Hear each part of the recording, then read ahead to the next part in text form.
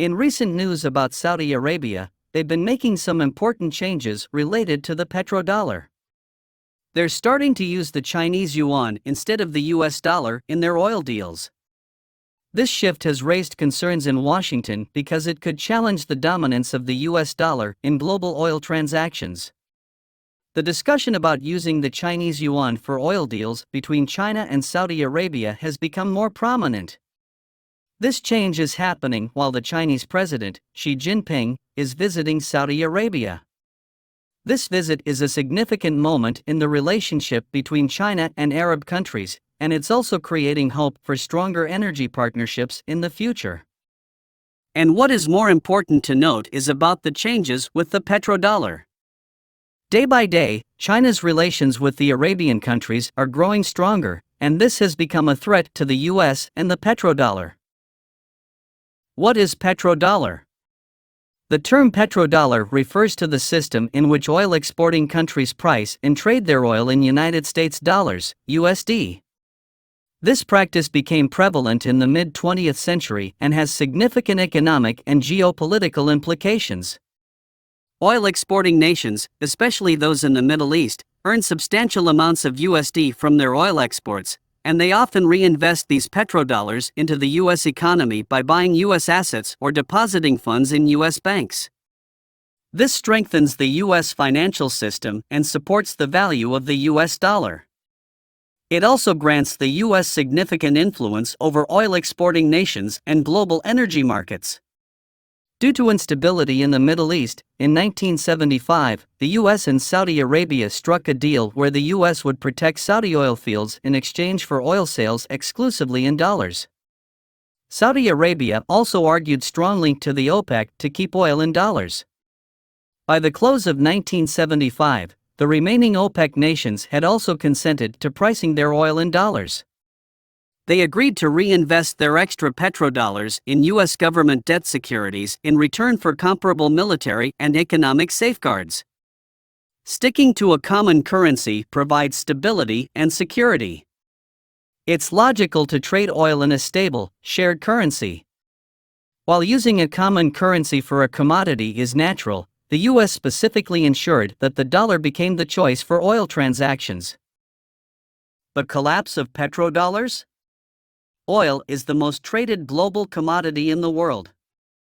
The petrodollar system reinforces the dominance of the US dollar by ensuring that oil transactions are primarily conducted in dollars.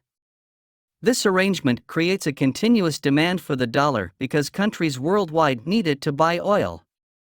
As a result, the dollar remains a vital currency in international trade and finance. Moreover, the petrodollar system gives the United States considerable geopolitical influence over oil-producing nations. As the issuer of the dominant global reserve currency, the U.S. can leverage this position for diplomatic and economic purposes, cementing its role as a global superpower. In essence, the petrodollar system intertwines the U.S. dollar with the global oil trade, ensuring its continued dominance in international finance and economics. However, all of that is going to change. In 2023, there are indications that the petrodollar's stability may be less certain than previously believed, prompting the United States to reaffirm its position. In January at the World Economic Forum in Davos, Saudi Arabia's finance minister, Mohammed Al-Jadaan, stated that they are open to discussing trade settlements in various currencies, including the US dollar, the euro, or the Saudi rial. While these developments may seem minor given the historical ties between the US and Saudi Arabia, they hint at a potential significant shift in the future. While Saudi Arabia has not abandoned the petrodollar, its actions suggest a willingness to explore other options. Saudi Arabia is a key player in the petrodollar system, and if, for instance, they start trading oil in yuan, it could set off a chain reaction, prompting other OPEC members to do the same. Presently, numerous countries are evaluating the pros and cons of conducting oil trade in alternative currencies, with China's yuan emerging as a pivotal contender. In a visit to Riyadh last year, Chinese President Xi Jinping advocated for Middle Eastern Gulf states to consider conducting their trade using the yuan. Subsequently, there have been noteworthy signs suggesting a potential shift away from the dominance of the US dollar in the global economy. Additionally, Iran and Saudi Arabia, long-standing oil-producing rivals in the Middle East, have reached an agreement to mend relations and reopen embassies after a 7-year diplomatic hiatus. This reconciliation was facilitated through talks brokered by China in Beijing, underscoring China's significant influence in the Middle East. Not only that, Brazil and China, both key members of the influential BRICS alliance, disclosed an agreement early this year to exclusively use their respective currencies in future trade transactions. China, as Brazil's leading trade partner, holds substantial economic significance for the South American nation. And various reports from oil trading and banking sources indicated that Indian customers were increasingly relying on non-dollar currencies, such as the United Arab Emirates dirham and more recently, the Russian ruble, for purchasing Russian oil. This shift in payment methods can be attributed to Russia's challenges in exporting oil and gas under Western sanctions. After the United States, Saudi Arabia stands as the world's second-largest oil producer, making its relationship with the U.S. critically important. Nonetheless, Saudi Arabia has been exploring the possibility of forging new economic and strategic alliances, particularly as the U.S. military presence in the region has diminished. Recently, Saudi Arabia declared its intention to become a dialogue partner in the Shanghai Cooperation Organization, SCO, raising concerns in Washington about the potential for Riyadh to fall under Beijing's sphere of influence. In reality, Saudi Arabia is likely attempting to strike a balance between its relationships with the US and China, aiming to avoid over-reliance on either superpower.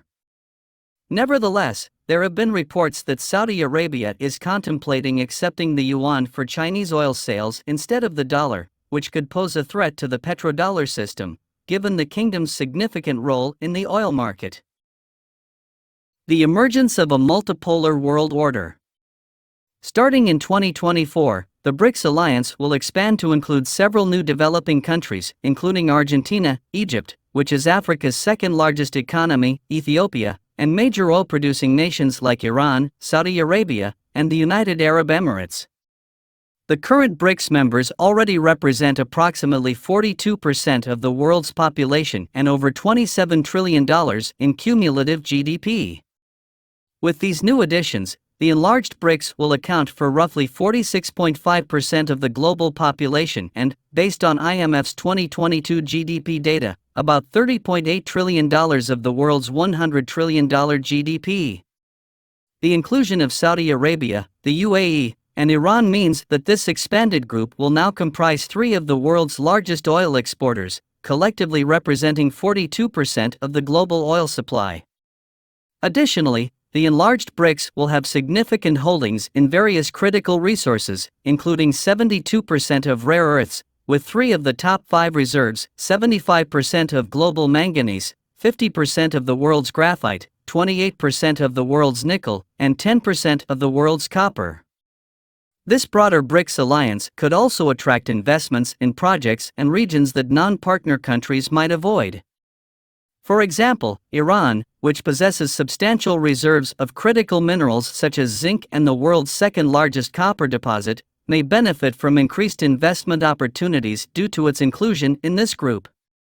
Now, imagine what would happen if all the trade between the BRICS countries is done in their local currencies, and not the US dollars.